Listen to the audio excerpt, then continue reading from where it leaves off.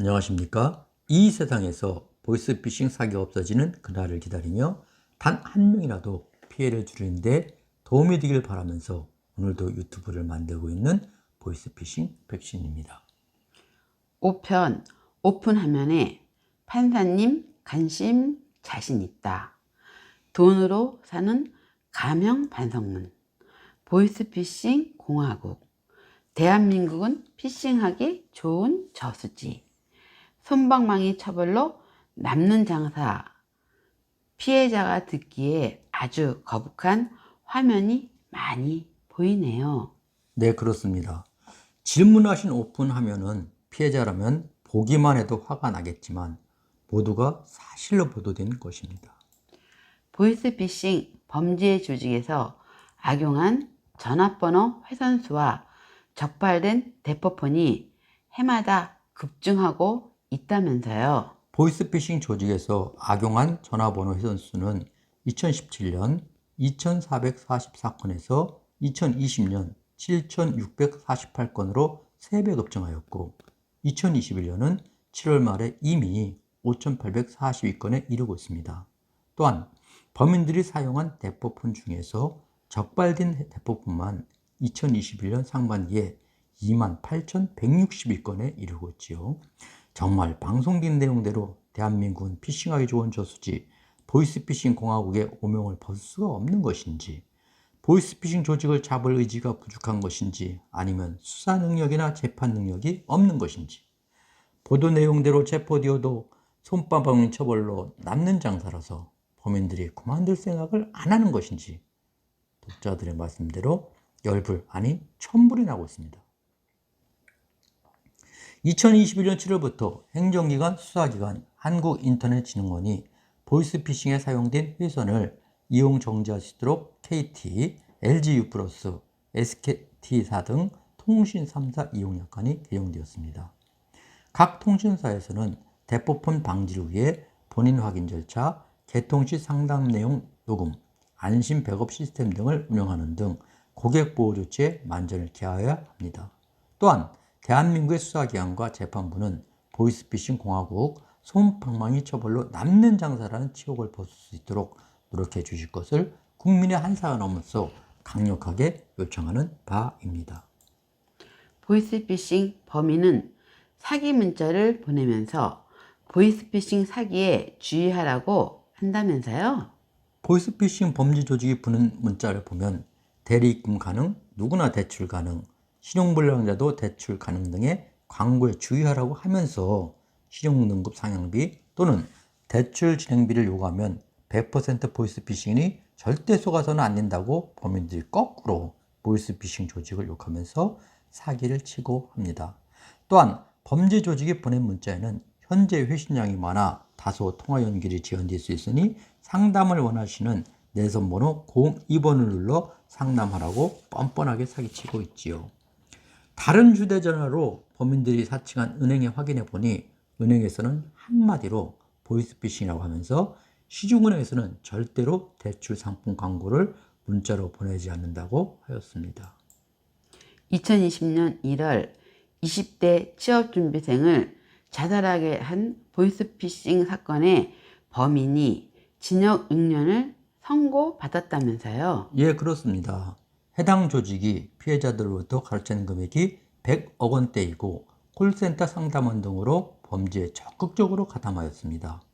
검찰은 13년 징역을 구형하였으나 재판부는 징역 6년만을 선고했습니다. 재판부는 범인이 범죄기법 등을 자세히 진술했고 돈을 일부 돌려주었다는 점을 반영하였다고 하였습니다. 그러나 자식 목숨을 빼앗긴 유족들의 마음은 어떻게 달래야 할까 답이 나오지 않습니다. 최근 MBC에서 보이스피싱 범인들에 대한 판결문을 분석했다면서요? 네, 그렇습니다. 14개 보이스피싱 범죄자들에 대한 판결문을 분석한 결과 모든 사건에서 본인이 자신의 죄를 인정하고 반성한다는 사유를 들어 범인들에게 감형 선고한 내용을 알 수 있었다고 합니다. 판결에서 가장 많은 유형은 중간 가담자인 현금 수거책인데 사기 방조죄로 기소되어 상당수가 무죄를 받았고 최고형도 징역 2년에 불과하였습니다. 주범인 총책인 경우도 징역 2년 6월을 받았고 단체를 조직관리한 팀장급 3명도 징역 1년 2월에서 최고형은 2년 6월이었습니다. 무죄를 받은 피고인들에게 19명이 보이스피싱을 당했고 피해액은 1억 3천만 원이 넘었습니다. 보이스피싱 범인의 형량이 낮게 선고되는 다른 이유가 있나요?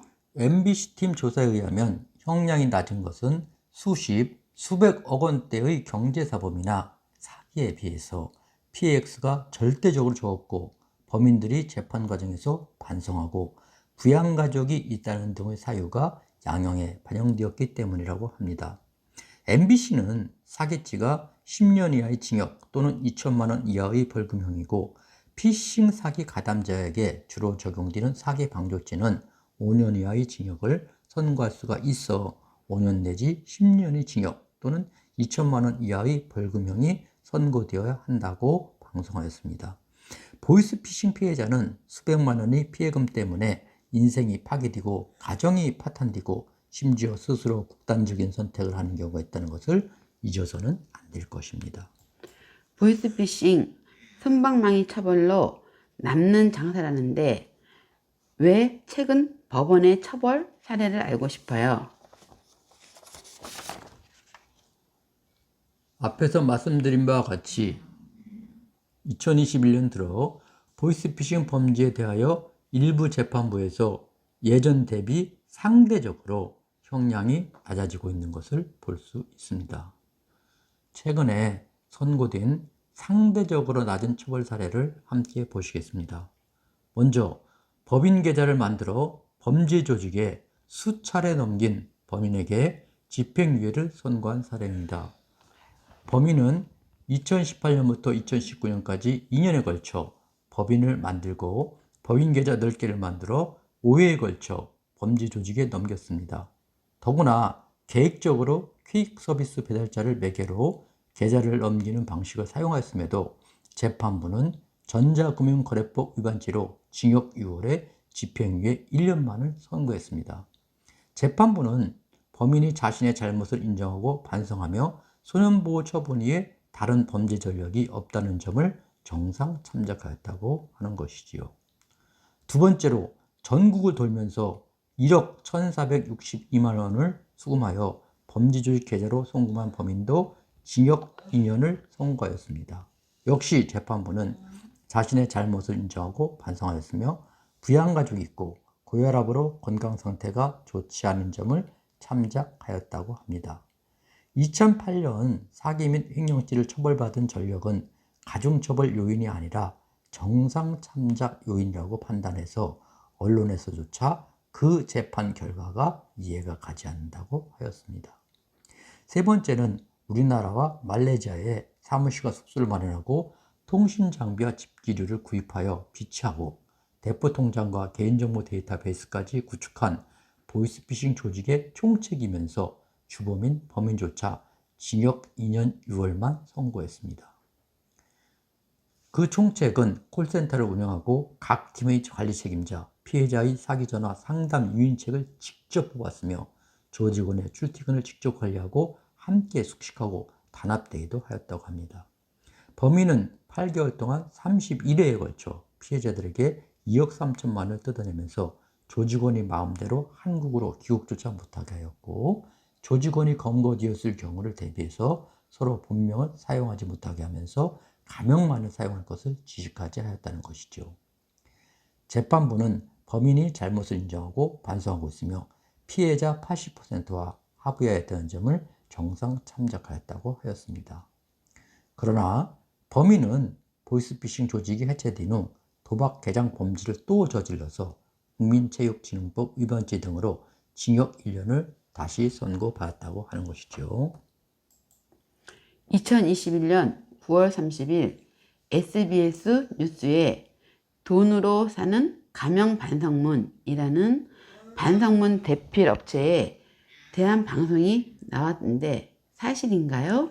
SBS에서 대필업체에 전화를 하니 법원에 낼 A4 2장짜리 반성문을 써주는 대가가 9만 원이라면서 판사님이 봤을 때 성의껏 썼구나 라고 해서 관심 있게 볼 수 있게끔 하는 게 중요한 것 아니냐고 답했습니다.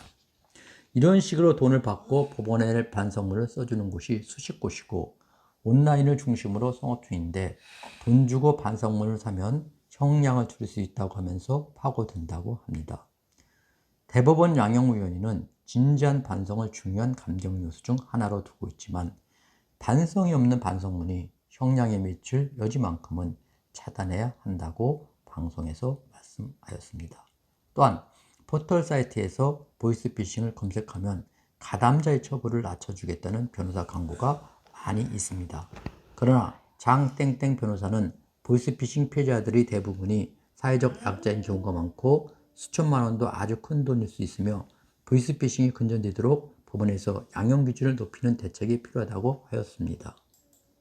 보이스피싱에 대한 사회적 긴장감이 높아졌음에도 왜 범죄가 늘어나는가요? 2018년 이후 매년 3만 건가량의 보이스피싱이 발생하고 1인당 피해액도 2,209만 원으로 급증하고 있습니다.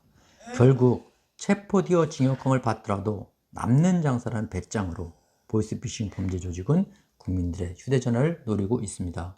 일단 피싱 당하면 경찰도 검찰도 법원도 결코 피해자가 원하는 방향으로 움직여주지 않아 피해 회복이 어렵습니다. 피해자 모임 관심사항 제6편에서는 형사 절차에서의 배상명령 신청과 배상명령 신청하면 얻는 지의, 배상명령 인용의 효과에 대해서 함께 알아보겠습니다. 코로나19 감염되지 않도록 건강 조심하시고 6편에서 함께 하시길 기대합니다. 감사합니다.